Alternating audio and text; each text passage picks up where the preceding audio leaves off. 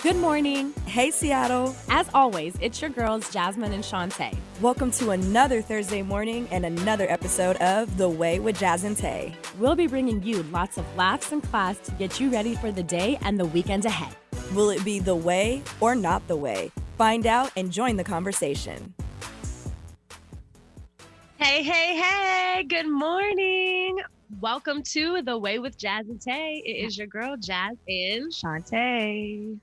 Happy Thursday morning, you guys. It's another gray Thursday in I was Seattle. gonna say super sunny day. Not. Hey, it's on the outs by the end of today, and it's going to be a great 4th of July weekend, girls. Think optimistically, okay? You're right. I just want to know why it always has to do that. Because that's just how we do things here. fun. It's weird because the other day it started off like this too, and then we ended up having a beautiful afternoon. See? Yeah. I mean, it's done that every day since I've gotten back from New York. Yeah, and welcome back, too, by the way. Yes, actually. So talking about New York, Shantae, do you want to give us a recap of what your last week was like? It was really chill. I mean, I feel like I've had everybody ask me what my last week was like, and it wasn't like a typical New York trip, but I was able to walk around a lot. We went to the Brooklyn Bridge Park on Friday. We went to Central Park on Wednesday. And we did a lot of like outdoor stuff, just hanging out. They were in phase 2, so I was able to go to a couple of restaurants. So cool. But outside of that, we didn't really do much of anything. It was basically me going to quarantine in New York. But the weather was nice all week. It was like 86 every day. Oh, that is The sun was up before I was up. That's because you're love still that. on the West Coast time.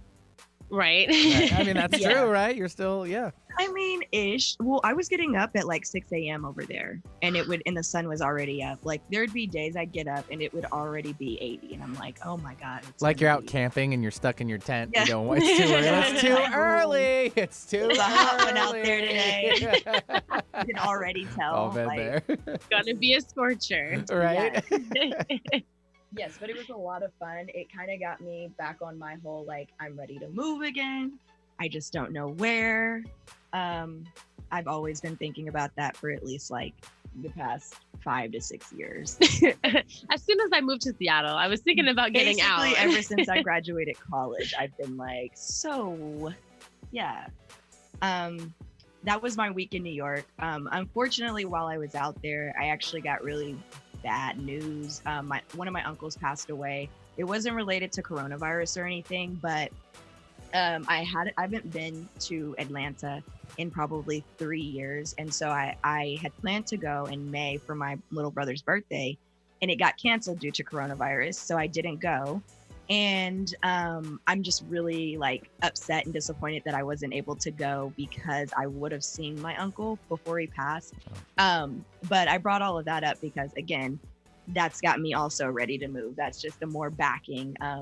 I just don't get to go home as often as I would like. And it feels like right now we're all really isolated. And I'm like, okay, anything can happen. Yeah. And it really, really, it's sad. So yeah, I've got the travel bug and I've got the moving bug as well. Jasmine? Yeah, I've not really had a very eventful week. I posted one of my first videos to this YouTube channel I'm trying to start. So that was exciting. I've gotten more subscribers already. So that was, I just wasn't really expecting that. So that kind of got me excited. So I'm ready to kind of start pushing out more like content. And then work has been driving me crazy. My role's changing. I'm exhausted. Something's got to give here. So yeah. It's very interesting how in like Corona time, it's like, it's very nice to have a job, but it's also a lot different than, your normal job would be. So It feels like you're doing so much more. And it's like, not that you're not grateful, because I'm sorry, I say all of this to say I feel the same way a bit. Like work isn't crazy, but like there's no there's work, and it's not going to stop anytime soon. So like there is work to be done. And it's super weird to see that in this time of in lockdown and in the time of Corona, because so many people are losing their jobs and they don't Right. have work. And that's what like I'm seeing too is that like a lot of people lost their jobs right at the beginning of this, but a lot of people have been like slowly losing them as like companies are slowly starting to like feel the brevity And of- adjust to their ways. Mhm. you know, so it's like everyone is essentially going through this. And same, like you said, I'm very grateful that I have a company that wants to work with me and wants to keep me and all of that stuff, you know, but it's just so different than the job that I signed up for. And I'm just like, yeah. Outside of our weekly recaps, I really quickly wanted to update everyone. On Sunday, we will be recording a live special episode called Fine Wine with our friend Marina. In those episodes, we bring different females from different industries and talk to them about their experience and get their perspective and just foster a deeper conversation. And so that'll be Sunday, and we will be talking to 3 models. So we'll be discussing the modeling industry and body modification specifically. Y'all so be tune working the into that. catwalk too? I wish. I know. I've walked a couple. You I walked in 2 shows. Yes. Nice. Good for you. Yeah. Right on. She's, right an, on. she's an actual model. Stop So it. we'll have actually Stop. all- You're like me. This Okay, whole really thing. quick. Actually, all of us have done some form of modeling. So all 6 of us technically have a bit of experience in it. But, Right on. And then also Saturday is Independence Day. Woo! July Yeah. 4th, America. America. America Day. If I'm not fat and happy by the end of the day, then I don't really care. I mean, normally I would care about the fireworks because I want to see the Lake Union fireworks show. Like that is always kind of like the highlight of my 4th of July. But other than that, other than that, I don't care about like the local fireworks that people be putting off. If anything, it's annoying. Last year, I spent my first 4th of July here in this neighborhood, and they were going all night. Yeah. All night. I woke up and I was like, is somebody setting up fireworks out front of our house? And Like, I walk outside and that And was literally, yes. We don't even have a yard. Like they were just on the street in front of our houses. Nice. That's gonna be me this year. Oh, That's my only. I think everyone's doing that this year. I mean, I've been invited to a couple little barbecues because a lot of the public, features aren't going to be going on right now. They're, canceled. A lot of events. I feel like, are they still doing the Lake Union show? Because that doesn't make any sense because that's televised anyways. Y'all could just put on the show for the cameras and let us watch it from home. The point is to eliminate the travel and it's to stick to the stay at home and to make it safer for everyone else during the phases. So if they say, oh yeah, let's still do the event, so many people will flock. People are still going to go. Yep. You know what they should do? They should just surprise us. Like, don't tell anybody, but still do it. That wouldn't way. be a bad idea. That way people don't really have time to do it and it still happens. City of Seattle, you heard it here Yeah. first. Although this social modern day and age, that's gonna leak out. I mean, Yeah, that's true. it's gonna Nobody leak out. knows how to zip their lips anymore. No, not at all. They're like, shh, don't tell anybody. Well, you just did. Right. We're gonna have our own fireworks show outside of our house because I'm gonna go get my hands on some. You better hurry up. No. No, excited. seriously, it's only like a couple days, so they don't sell. I mean, they sell. You're gonna have to drive a little north to the what is it? Reservation. Yeah, the reservation's up north for you guys, and then the south end people down Auburn and Mukilteo down that way. Yeah, I was thinking about going south. We could do that, honestly. Road trip. Yeah. Yeah. All right. So now We are going to jump into our icebreaker, which is a mix of that same history lesson that we did last week.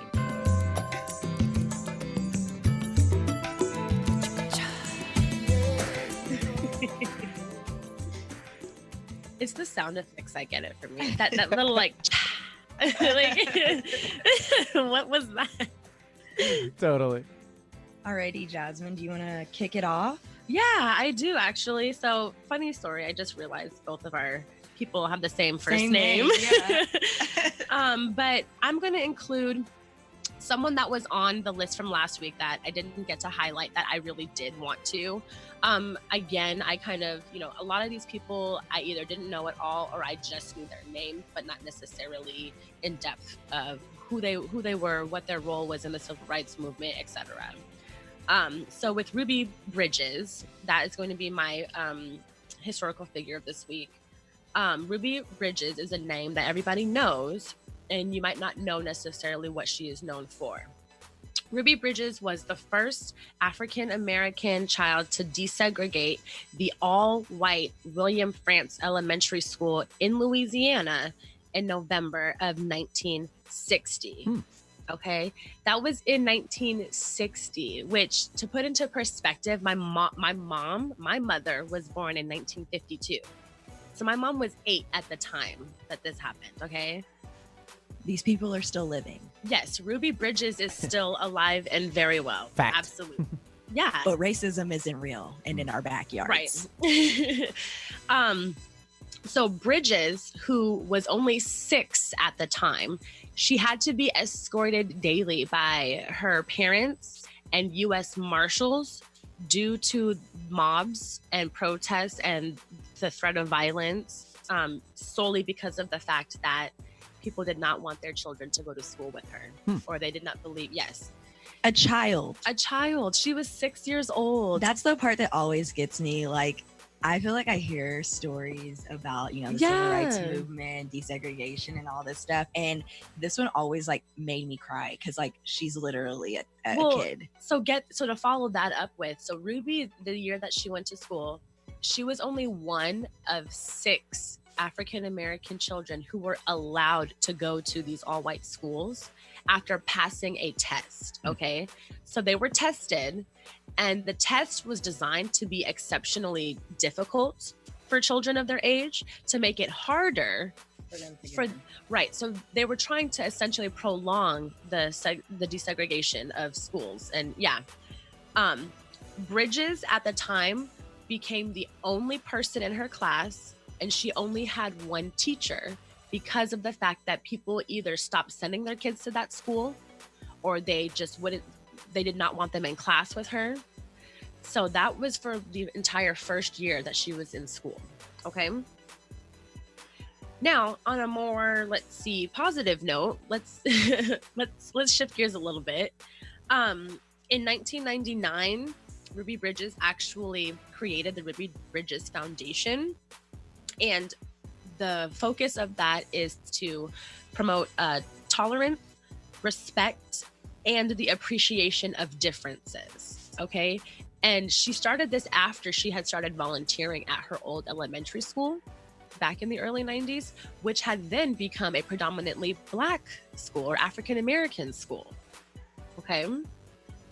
Also, you guys might also know of this famous painting that Norman Rockwell painted in 1963. And it's titled "The Problem We All Live With." And it depicted her being walked either into the school or out of the school with the U.S. Marshals and whatnot. And it's become so famous. It's a permanent collection now in a museum. I can't remember where. But for a period of time, the Obamas actually had it on display in the White House during their presidency. During their residency. Because they were both presidents, But yeah, what I find to be so incredible about that is that when I was reading about her, people always said that she never once whimpered or cried during all of this. She just kept her head held high, minded her business. And to this day, she still preaches that, the hate that you feel or the racism that you have, it's all taught. Nobody is born hating each other. Nobody is born hating one another. So that's been part of her mission and goal, is that she understands that these children and the feelings that they felt had nothing to do with her, had nothing to do with anything that she was doing, but everything with what their parents were spewing at them and preaching to them. And that's what her mission is to try to reverse that. So that's my Ruby Bridges. Yeah, she was born in 1954. That was the year that she was born, 1954. And she's still alive and well. That's crazy. Isn't that? So for my history lesson, I've actually been doing this, and I know I've talked about it in previous episodes. I did a 21-day Black History boot camp, and in this one, that's being hosted by Girls Trek, and essentially they picked 21 influential African American women, and they told us their stories, and then also had us do a lot of fact finding within ourselves based around, you know, their message or whatever they did in their lives. And the second to last one, so the 20th day, they did Ruby Dee, who was an actress, a screenwriter, poet, playwright, and a civil rights activist, who was very well known in the 60s. She was born in 1922 in Cleveland, Ohio, and lived to be 92 years old, actually. Wow. Which she was actually active up until 2013. So she worked from like 1940 to 2013. She was married to Ossie Davis, who she also performed alongside up until he passed in 2005. They were married for 57 years. They actually were in an open marriage, and of course later changed that, but they also had this like very cosmic love. At least that's what they said in my 21-day Black History boot camp. And it just seemed like one of those loves that was going to be everlasting, and it shows in the fact that they were married for 57 years. It's like 60 years up until he died, right? Yeah. Sorry. Ossie Davis was also an actor and a civil rights activist, and actually their entire family, there are photos of their entire families. They would take their kids to protest with them, and they protested during the Vietnam War, and they also protested the Iraq War as well. Oh, wow. Yeah. Some movies that you may know Ruby Dee from, her very first, or probably her most well-known role was playing Ruth Younger in Raisin in the Sun. She played in the she played in the movie version and in the on-stage version as well. Oh, okay, wow. In the 60s. She was in Roots in 1979. She was in a Stephen King movie called The Stand in 94. She voiced the grandmother, Alice the Great, in the cartoon Little Bill that was on Nickelodeon. Oh, I didn't know that. From 99 to 04. Wow. She was in American Gangster with Denzel Washington in 04. She was in the Jackie Robinson Story in 51. And Their Eyes Were Watching God in 2005 with Halle Berry. So those are just some that I know of, but she was in a lot more. What's crazy is that I'm familiar with so much of these. So many of these. And yet I don't think I can really place her face. And I'm sure if you looked at her picture or anything, because I know her name, but when I looked at her picture, I was like, I can't place her either, but she's in so much that I know who she is. Yeah. Oh, And I had to look it up too. I know who she is. Oh, yeah. Yeah. These movies, I'd be like, of course that's who it is. And there's Bless her. Yeah, and there's like plenty of actors, including her, that like just make little cameos, but like they have a long history. Like they're grinders. Yes. They're like grinders in Yes. movies or producers and Yes. this is, I know who she is, and it's like it's very similar to what you said, Shantae, as far as like you can place her. She's in a lot of it. She kind of just fills in. It's kind of a consistent job, you know. That's cool. So some like that. awards and accolades. So for her acting, she was nominated for the Academy Award in 07 for Best Supporting Actress in American Gangster. Hey. She actually won the Screen Actors Guild Award, the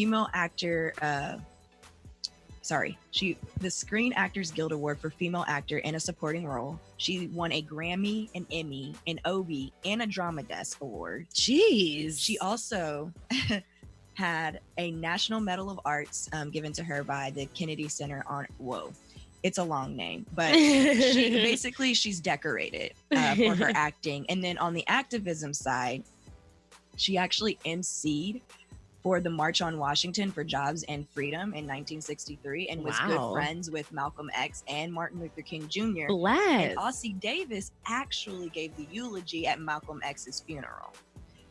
So Do you they know were who well Ossie Davis is, though? No. So that's her husband, of course. He was also in Spike Lee's Do the Right Thing. He was the old gentleman on the street corner trying to holler up to the lady up in the window. Interesting. You guys got to go back. I know, right? But he was the. I know. Now we're gonna have to go. Oh watch yeah, no, this. he's a big actor too. Yeah, Okay, yeah. They performed together. Yeah, all of that. Yeah, they were married for a very long time. And then lastly, she was also a very outside of, emceeing for the March on Washington and, protesting. She was also a member of a ton of organizations that fought for, civil and equal rights. And she's just someone to look up to. Yeah, I was going to say, I see that she's a part of CORE. And that was the same one that, what's the name that I talked about last week? Cheney. Yeah. What I will say is I really appreciate that we're doing this because I'm learning so much more about all of these people. And putting so many different things together. Like we talked about Roots last week and how there were so many actors in that. And she was a part of that. Yeah. Like, yeah. And I just love seeing that some of these people are very multifaceted. Like she was an actress and that's probably what she's best known for. But like, there's probably other people who know her better for being a civil rights activist. And and I'm sure that the older generation or people older than us know her for both. Mm-hmm. So I just really appreciate that. And I hope that, one day that's me. I hope to be a person who is very, I'm a podcaster and a civil rights activist or somebody. I don't know. I just think it's awesome that she was able to do so much in her lifetime. And she was so consistent with it. Yeah. I wanted to say something about that movie, The Stand, with Stephen King. Mm-hmm. So they remade that this year. Really? And it's actually, they said it was somewhat relative or related to like what is going on with like the coronavirus. Interesting. Yeah. And I was going to say that's something that we need to watch. Maybe we should watch the 94 version. We should watch the 94 version, definitely, with Ruby D in it. Look, Benny is finding more. I have out. to do some digging here because you don't give me all of the stuff for today's show, but they were the couple. Ossie Davis and Ruby Dee were the couple together. They were married in the movie too, like. In the movie that. Yeah. The sister. What's her name again? Mother sister, the one up in the building that he was hollering to. That's Ruby Dee. That's who that is. Interesting. Oh my God. I was like, I know that's got to be her. So I was just double checking to make sure I didn't, Yeah, they said that they performed together multiple times. Yeah. Yeah. So cool. Alongside each other. See, and also, can I find a love like that where we work together?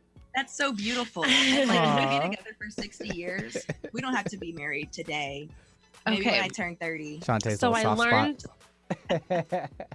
So I learned that to follow up on The Stand, the premise behind what The Stand is, it's a post-apocalyptic vision of a world decimated by plague and embroiled in an elemental struggle between good and evil. Oh, we're definitely going to have to watch that. So they're bringing it back, and they said it's going to be like a mini series, but it's got some people in it that we are familiar with, like James Marsden.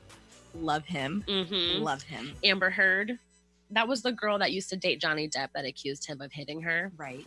And Alexander Skarsgård, which I just love that that's like how we know her at this point. Well, she was also in Pineapple Express. Yes. But I don't know if a lot of people know that reference.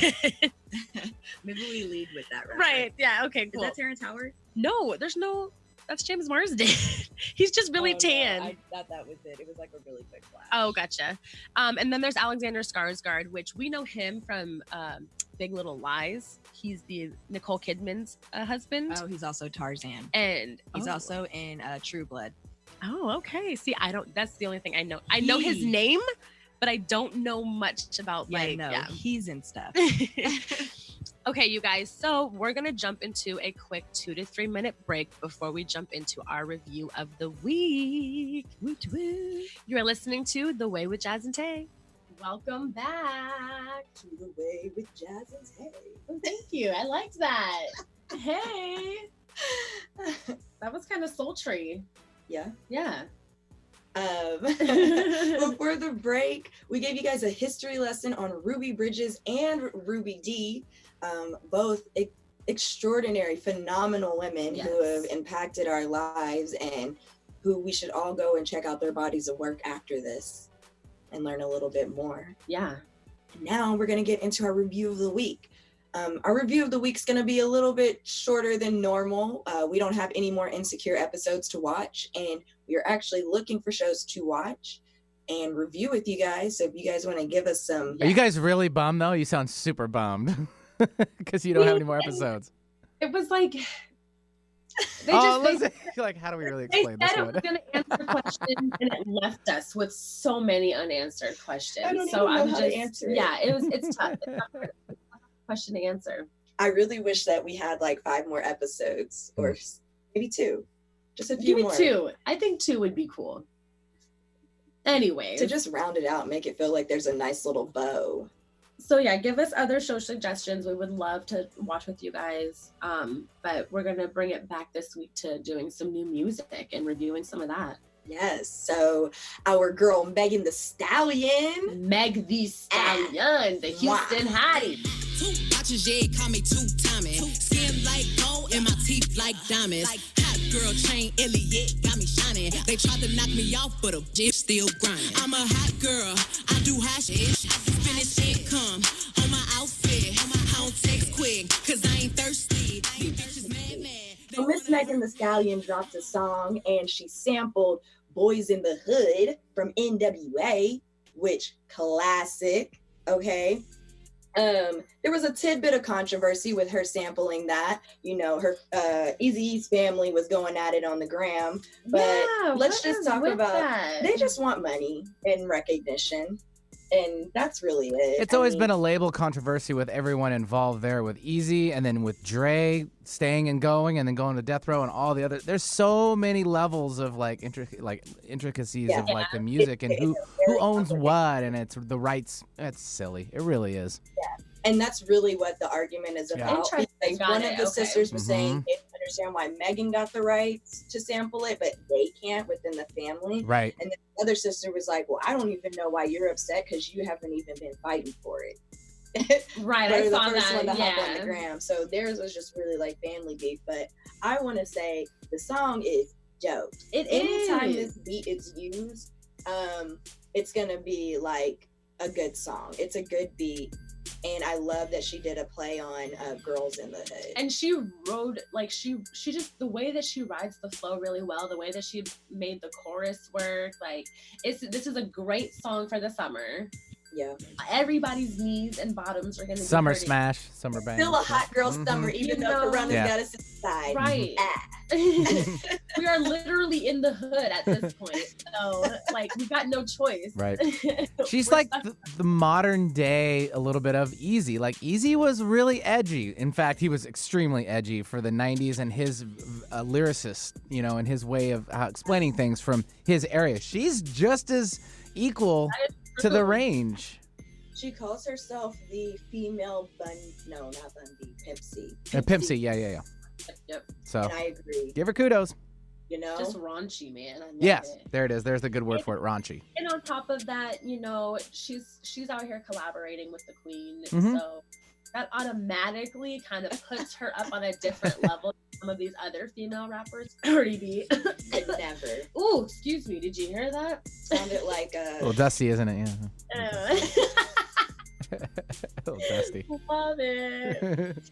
I want to talk about this new album that CeeLo put out.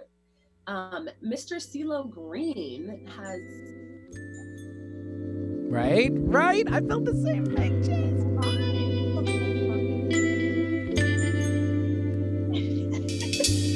If I fall in love with you, I need to know Yes.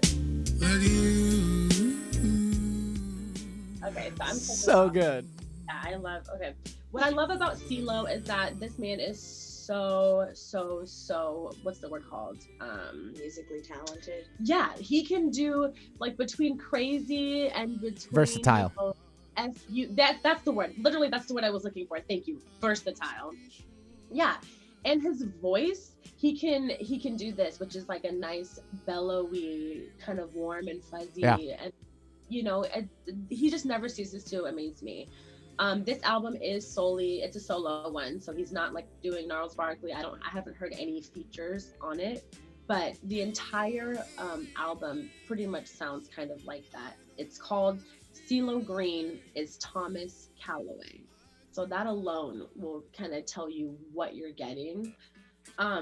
It does not sound like anything that would be put out this decade.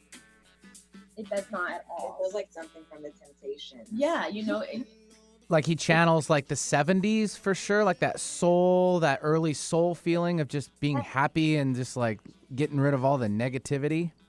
That's Yeah. Like when you said that, like just being happy, Yeah. I'm imagining, so like the opening of that song, I'm imagining just maybe Mhm. being like, field, there's a breeze blowing, my Yeah. hair blowing in the wind. I'm smiling, all that stuff. So I definitely would check it out. CeeLo, he's pretty low key. You don't hear too much about him. He's not really somebody who's going to be out here and in your face all the time, but it's definitely worth a listen. It put me in a really good mood. Yeah. I was telling Shantae the other day, I listened to the entire album and I ended up getting a lot of work done. Like I listened to it while I was working and I was really focused and I didn't even realize just how good of a mood it had put me in. So you played it while you're working for the show, while you're prepping for the show, because that's what we need to be doing.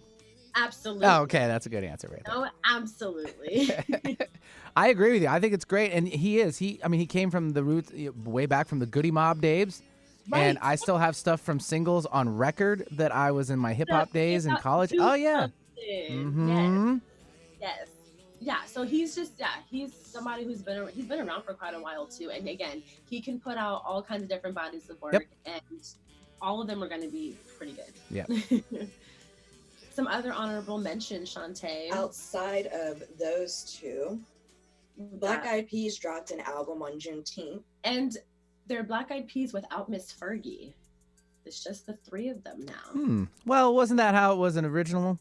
Yeah. I didn't know that. She was added into the band after 2000. Yeah. On her since Where Is the Love? Right. They kind of gave, the Black Eyed Peas that real big push up into the mainstream. But before they were just like, kind of a standard little hip hop group that was just kind of making their way through the original like underground roots. Yeah. Mm-hmm. August Alsina also dropped a new album, The Product 3. I'm glad to hear that he's doing well. Yeah, I don't know, y'all. Outside of him putting out an album, it was like he put out an album and then aired his dirty laundry. Yeah, I saw that. And I was just kind of like, Yeah. August, I don't think anybody actually cared. Wasn't it with Jada Pinkett Smith? Jada Pinkett Smith. Yeah, I was like, really, dude? Really? Like really? Climb on somebody's coattails to get to the top. Yeah, Yeah, that's you put out pretty an album, probably not doing well, and now you need attention. And here's the thing, Sad. like, I feel like we haven't heard from him in a while because of his health and everything going on in his family, that we would have listened to the album without him letting us know that he was having an affair with just Jada. come out and say like, hey, I'm doing well, I'm all right, my family's good, I'm so happy that you guys care, because then here's an album, we're gonna root for you anyway. Yeah, we are rooting for you. The man's going blind and he's only like 23, and now they're talking about how 26. People from their team have said that that's not true and all this stuff, so I don't know, but yeah, dude, I don't know. August Alsina was hanging out with them a lot, and I was like, where does he fit into the picture? And that makes more he's sense. Friends with Jaden. More. That makes more sense. Yeah. Him having an affair with Jada makes more sense than him being friends with Jaden Smith. Oh, jeez, oh God, oh jeez, oh God. Outside of that, G-Eazy also dropped an album. That's Jasmine's favorite rapper. I haven't heard any of this. You love him. You're gonna go listen to it right after this. I am going to, because I need to get he always has a few songs that I heavily enjoy. She tries to pop him like she doesn't like him. I don't really like You him. do. I think he fits the build on a lot of areas, I think. But I like Shantae knows what I'm talking about. Okay. Yeah, sure. Anyways, keep it Black talking. dropped a 6-piece. On to the next one. It's called 6 Don't deny your feelings on this, Jazz. Don't. I just know. like to teach Jasmine about that because she really doesn't like him, but like I don't know. He looks good. He is a snack, okay? But I don't really think he adds to the music industry. Denial. Wow. Denial. First to admit denial. Yes. Okay, so off G-Eazy, Black. I always want to call him Six Flag. Black dropped an EP called Six Piece, and 6 songs on it. I'm definitely gonna have to check that out because he always puts out really good music. Yeah, I really do love his music. I don't know if this one, since it's an EP and it's short, I don't think I saw any features on it. But I've heard a few songs that come up like naturally on my like shuffling playlist and stuff, and it's a vibe. He never ever ceases to disappoint. Yeah. Yeah, or Maze. Oh, he's got one feature, and it's with Lil Baby, and it's called "Know My Rights." So that's okay. Yeah, well, I feel like that's gonna. I feel like Lil Baby is like turning a corner and like becoming a civil rights rapper. He had put out another song. I wish I could remember what it's called, but it talks all about that. And I sent it to you because I was like, "Girl, he's low-key spitting. He's spitting." You know, I really appreciate when rappers. I feel like rappers, for one, they live a lifestyle before they become rappers, and generally it's, you know, dealing drugs of some sort, doing illegal activity. And that's not necessarily who they are. Right. And what I like is that once they become rappers, or what I like sometimes, because not all rappers do this, when they were a drug dealer, they saw the system not working, and then they flip it and they turn it into their music. That to me is powerful. You have firsthand experience. Like Meek Mill is also doing this. 21 Savage is another good 21 example. Savage as well. After who else? J. Cole has always really done this. Kendrick Lamar has always really done this. Jay-Z. But it's just something in The Game? I don't know. Like you literally, Oh, The Game? The Game. Yeah. Like you've got this platform, and you know, you used to be a drug dealer, and that's how you got into the rap business, and you became famous and whatever. But like after you get the money, you got to get out of that mindset. Future, I'm talking specifically to you, because way too many people in the hood are still listening to your music, and we're not drinking lean. Since we're talking about calling people out, breathe. That rich boy NBA or whatever, that dude that's like NBA 20, young boy. Yeah. The one dude, there's one dude he's like 21 and has like 6 kids, and he's out here fighting people and getting people to who's the one that Mayweather's NBA young boy. Yeah, that's his name. Yeah. Just get yourself together, sir. Never broke again. You're gonna be broke again when you end up in jail. We're not trying to like shame these people having whatever. He can have 6 kids, but outside of that, like you're no longer in that lifestyle. You've got the money, you've got the 20 listening. Man, I know, right? Take a breath. There's a lot going on there. That's all I'm saying. Is just, you know, you gotta move smarter than that. He's the same as Future though. Future's got a gangle of kids as well, and that's what I'm saying. And he's not slowing down. You gotta move smarter than that. And yes, they definitely do. They have way too many people listening to them. I'm getting on a whole rant. Right? We could go. This could actually be a hot topic, because I would love to talk about J. Cole in this sense. But rappers have a platform. They are reaching people who think that they don't have a lot going for them, and I think that they should really change their message. But you know, drugs, partying, and BS sells. So we'll keep doing that for the moment, but we're gonna need to change it.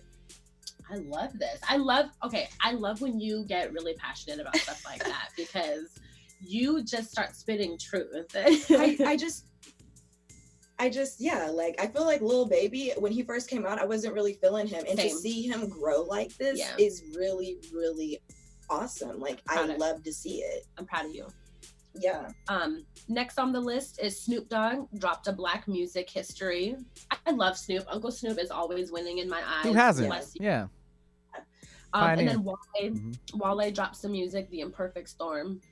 I'm a fan of Wale. I generally love listening to him and his music. And there's always something that I can get my bottom moving to.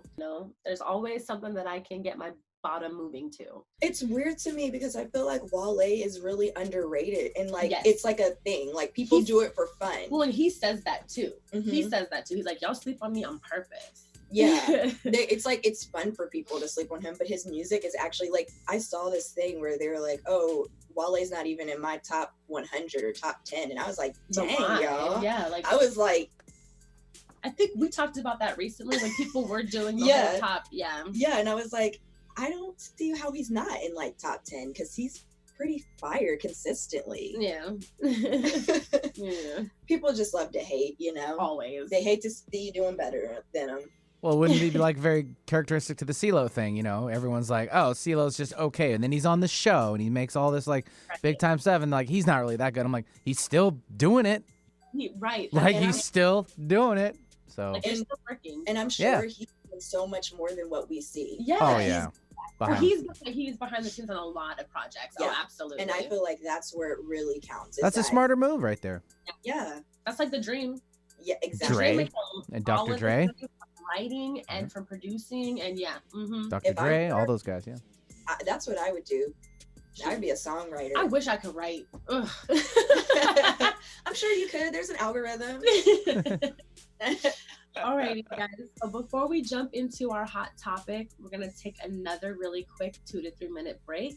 Stay tuned. You are listening to The Way with Jazz and Tae. Welcome back. To the way with Jazz and Tae. I'm sorry. You're like a guys. musical. We're doing a musical now. You were right there. She was so close. Before we had our last break, we briefly talked about some new music, talked about some of the music that we've listened to that we really like. We've got a lot of stuff to check out. Yeah, definitely check out CeeLo Green and definitely check out Meg the Stallion if you haven't already. Absolutely. Let us know what you think. But so for this week's hot topic, we are actually going to do a 6-month New Year's resolution check-in. Bum, bum, bum. Right. Because here's the thing, you know, I mean, we really went into this year talking about we're going to stick with it. We're actually going to hold ourselves accountable.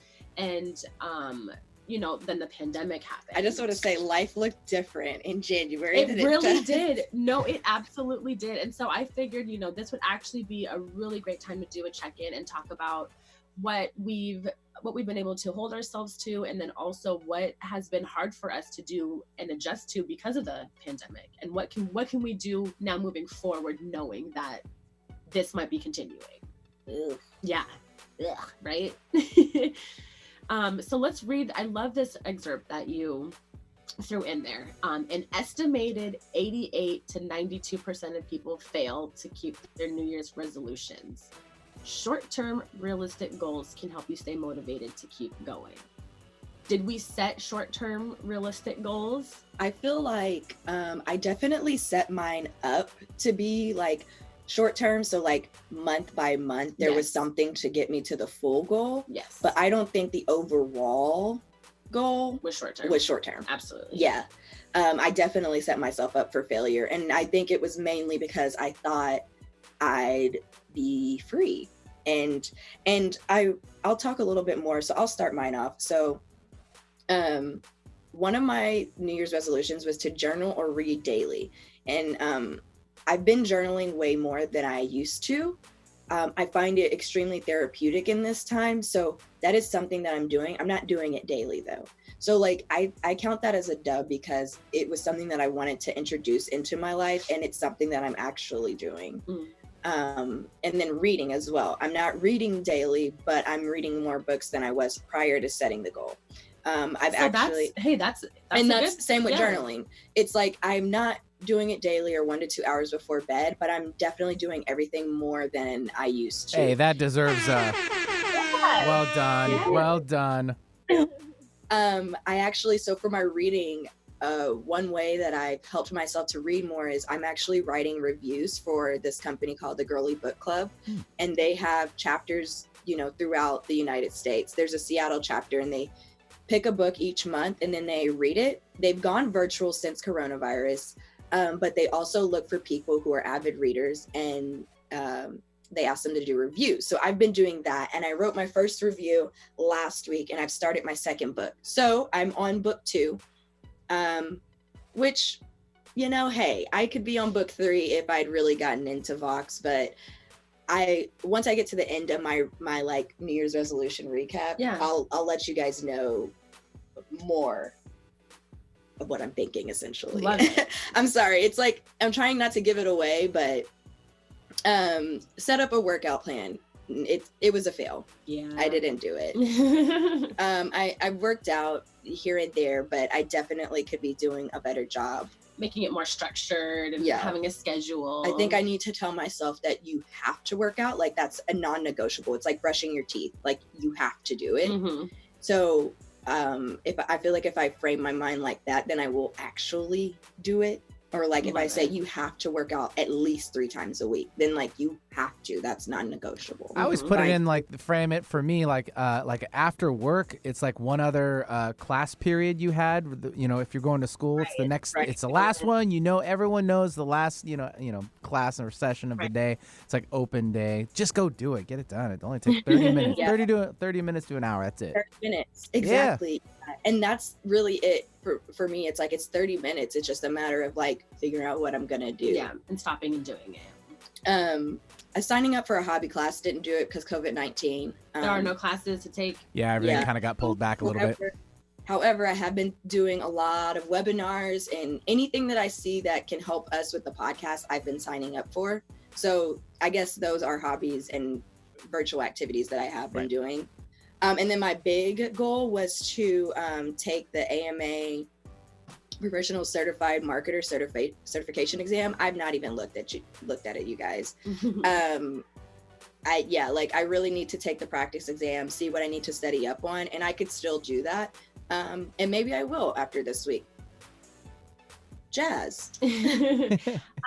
Mine are pretty simple. I want to start with the easy one. So prioritizing my family now that I've said yes, which I definitely have. And, you know, the pandemic has honestly helped contribute to that because we've been forced to kind of like find other ways to stay in touch. Right. So that I've actually been doing really well at. Now with taking my physical and mental health seriously, physical health, definitely not. And that is something that I should like with what, and we together can honestly help each other with that. But my mental health, I've gotten closer to knowing where I need to start, but I haven't actually taken the jump. So there's no excuse there, but I guess I just have a better understanding now of kind of what help I might need and what resources I might need to research. Honing my skills professionally and showing growth. Again, the pandemic has really thrown a wrench in this. I feel like you have, though. I don't know.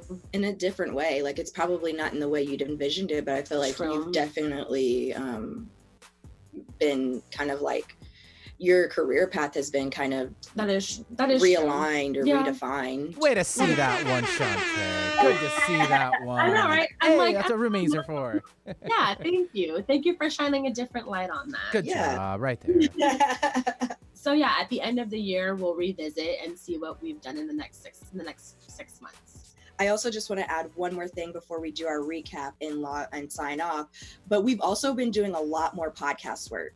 So like, that's one thing that wasn't on our goals, but in the back of our mind, we knew that we needed to do more, and we've been doing so much more. Absolutely. And I think that suffices as us, you know, really holding ourselves accountable and, you know, getting into this weekly groove and trying to put out great content for you guys.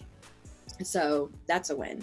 Absolutely. That's absolutely the way. And there's more content coming. Yes. All right. So let's do a quick recap. Both of our last weeks, I would say, were the way. My last week was you know, all things considered. Yeah. It was interesting. It's like I had New York, but also a passing. And I was like, that wasn't what I wanted. You had a lot to work with. Yeah. Our icebreaker, history lesson, Ruby D and Ruby Bridges. The way. Definitely the way. And I would love to continue that. Yeah. Our review of the week, new music, Meg Thee Stallion and CeeLo Green. Definitely the way. Hot Girl Summer is always going to be the way. And we'll let you know about the rest of the stuff that we mentioned. Yeah, we'll check out a couple of those. I can't give you an honest feedback right now. Then our New Year's resolution check-in. I'm gonna say all in all the way. Yeah. Because now we're here, it's back in our mind and it's fresh. We're holding ourselves accountable that way. And we've taken small steps. Let's just round it out for the year. Absolutely. I like it. 6 months left. Thank you so much for tuning in today. We hope you guys enjoyed the show. Tune in next week. Bye. Peace. As always, thank you so much for tuning into The Way. Catch you next week, same time, same place. Follow us on Instagram at The Way Jazz and Tae and on Twitter at The Way JT. Don't be afraid to DM us if you have any questions or suggestions about the show. Until next time, bye. Peace.